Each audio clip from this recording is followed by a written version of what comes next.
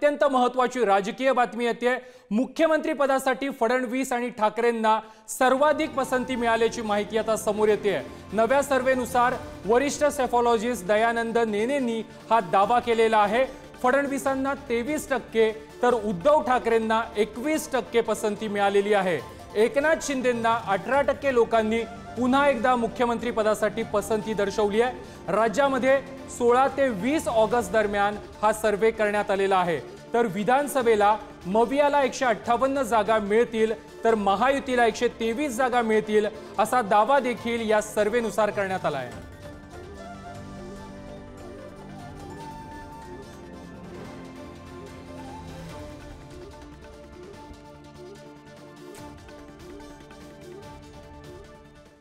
दरम्यान मुख्यमंत्री पदासाठी राज्यात कुणाला अधिक पसंती मिळते ते देखील पाहूयात। देवेंद्र फडणवीस यांना 23% राज्यातील जनतेने पसंती दर्शवलेली आहे। उद्धव ठाकरे यांना 21%, एकनाथ शिंदे यांना पुन्हा मुख्यमंत्री करण्यासाठी 18% लोकांनी पसंती दर्शवलेली आहे। तर अजित पवार आणि सुप्रिया सुळे यांना 60% लोकांनी पसंती दर्शवलेली आहे।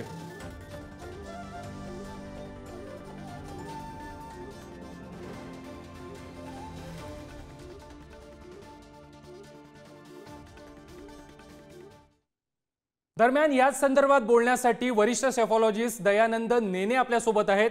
नेने सर, पुढारी न्यूजवरती आपलं स्वागत आहे। आपण एक राज्यभरामध्ये सर्वे केलेला आहात आणि या सर्वेनुसार मुख्यमंत्री पदासाठी ठाकरे आणि फडणवीसांना सर्वाधिक पसंती मिळते।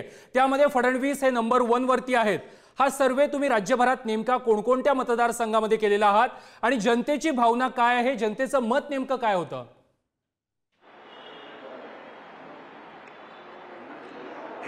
आम्ही हा जो सर्वे केलेला आहे तो निवडणुकीच्या दृष्टीने, आगामी निवडणुकी जे येत आहेत समोर त्याच्या दृष्टीने महाराष्ट्रामध्ये सरकार कोणाचं बनेल अशा प्रकारचा हा मूळ सर्वे होता। त्याच्यामधला एक पोट प्रश्न असा होता की तुम्हाला मुख्यमंत्री म्हणून तुम्ही कोणाला पसंत कराल। तर जो मूळ सर्वे आहे त्या सर्वेनुसार आम्हाला जे दिसलंय आत्ता त्यामध्ये महाविकास आघाडीला 152 जागा मिळतील आणि महायुतीला 123 जागा मिळतील असा ह्या सर्वेतनं आम्हाला रिस्पॉन्स मिळालेला आहे। हा सर्वे 16 ऑगस्ट ते 25 ऑगस्ट दरम्यान, म्हणजे आत्ता काही गेल्या आठवड्यामध्येच तो सर्वे संपला आमचा। त्याचा पोट प्रश्न जो आहे की मुख्यमंत्री म्हणून तुम्ही कोणाला पसंत कराल, तर त्यामध्ये 23% लोकांनी देवेंद्र फडणवीस आम्हाला पुन्हा मुख्यमंत्री व्हायला आवडतील असं सांगितलं। 21% लोकांनी उद्धव ठाकरे यांना मुख्यमंत्री पद पुन्हा मिळालं पाहिजे अशी व्यक्त केलं। 18% लोकांनी एकनाथ शिंदे, 7% लोकांनी प्रत्येकी अजितदादा पवार आणि सुप्रिया सुळे, तर 2% लोकांनी नाना पटोले यांना पसंती दिली। पण यातला सगळ्यात महत्त्वाचा विषय आहे 22% जनतेने आम्हाला याच्यावरती काही प्रतिक्रिया आत्ता द्यायची नाही असं सांगितलेलं होतं। तर आता जसे जसे निवडणूक पुढे सरकत जाईल, वातावरण तसं गरम होत जाईल, तर आमचा एक शेवटचा सर्वे आम्ही आता 45 दिवसानंतर पुन्हा करणार आहोत। तर त्यावेळेला नेमकं चित्र काय उभारेल हे स्पष्ट होईल। नक्कीच, पण तुमच्या सर्वेनुसार राज्यामध्ये 158 जागा या मवियाला मिळतील असं तुम्ही म्हणताय, त्यामुळे राज्यामध्ये पुन्हा मवियाचं सरकार येईल असं जवळपास तुमच्या सर्वेनुसार स्पष्ट होत आहे। या संदर्भात काय विश्लेषण कराल? आम्ही हा जो आमचा सर्वे आहे, आम्ही हा लोकसभेनंतरचा केलेला हा दुसरा सर्वे आहे। आम्ही जूनच्या शेवटच्या आठवड्यात 26 जून ते 30 जून दरम्यान पहिला सर्वे केला होता। त्या सर्वेमध्ये 158 जागा मवियाला आणि 122 जागा महायुतीला मिळतील असं दिसलं होतं। आता त्यानंतर 45 दिवसांनी हा दुसरा सर्वे केला, त्यामध्ये 152 जागा मवियाला आणि 123 जागा महायुतीला मिळतील असं दिसतंय। ह्या सर्वेचं मला तुम्हाला एक गोष्ट सांगावीशी वाटते विशेष करून, की हा सर्वे आम्ही 16 ऑगस्ट ते 25 ऑगस्ट दरम्यान केला, जेव्हा लाडकी बहीण योजनेचे पहिले 2 हप्ते महिलांच्या खात्यांमध्ये जमा झाले होते। तर आम्हाला ते बघायचं होतं की त्याच्यानी सरकारच्या प्रती महिलांचं काय मत बदलतंय आहे का। तर आत्ता प्राथमिक जी माहिती आम्हाला डोळ्यासमोर आली आहे, तर या लाडक्या बहिणी योजनेचा अजून तरी जेवढी अपेक्षा असेल सरकारला किंवा महायुतीला, तेवढा काय त्या योजनेचा परिणाम त्यांच्या बाजूनी काय झालेला दिसत नाही। मात्र सर, या सर्वेची सॅम्पल साईज काय होती आणि कोणकोणत्या मतदारसंघांमध्ये किंवा महाराष्ट्रातल्या कोणकोणत्या भागांमध्ये विशेषतः तुम्ही हा सर्वे केलेला आहात? आम्ही हा सर्वे सगळ्यात 35 जिल्ह्यांमध्ये, महाराष्ट्राच्या सगळ्या जिल्ह्यांमध्ये केलेला होता आणि एम्पिरिकल सर्वे आणि मास सर्वे याचं हे मिश्रण आहे. कारण की जेवढा नॉर्मली लोकसभा निवडणुकीच्या आधी एक्झिट पोलच्या वेळेला केला जातो तेवढा मोठा सर्वे करायची काही आता गरज नव्हती. कारण की अजूनही ना उमेदवार घोषित झालेत, ना यांचं जागा वाटप घोषित झालेलं होतं. तर ही फक्त चाहूल घेण्यासाठी की महाराष्ट्राच्या जनतेमध्ये नेमकं काय चाललंय, लोकांच्या मनात काय चाललंय याची चाहूल घेण्यासाठी हा एम्पिरिकल तसाच मास सर्वे असा मिश्रण केलेला हा सर्वे सगळ्या 35 जिल्ह्यामध्ये आम्ही केलेला आहे. नक्कीच. मात्र सर, हा सर्वे ज्यावेळेला तुम्ही केला तेव्हा तुम्ही म्हणताय लाडकी बहीण योजना ही राज्य सरकारनं जाहीर केलेली होती. 16 ते 20 ऑगस्ट दरम्यान हा सर्वे केलाय असा तुमचा दावा आहे. त्यानंतर राज्यामध्ये काही महत्त्वाच्या घटना घडलेल्या आहेत, जसं बदलापूरचं आंदोलन झालं, बदलापूरमधील अत्याचाराचं प्रकरण झालं, त्यानंतर शिवाजी महाराजांचा पुतळा कोसळण्याचं प्रकरण झालं. कुठेतरी या सर्वेचा ट्रेंड हा पुढच्या काळामध्ये बदलू शकतो. तुम्हाला काय वाटतं? तिसरा सर्वे अजून तुमचा बाकी आहे.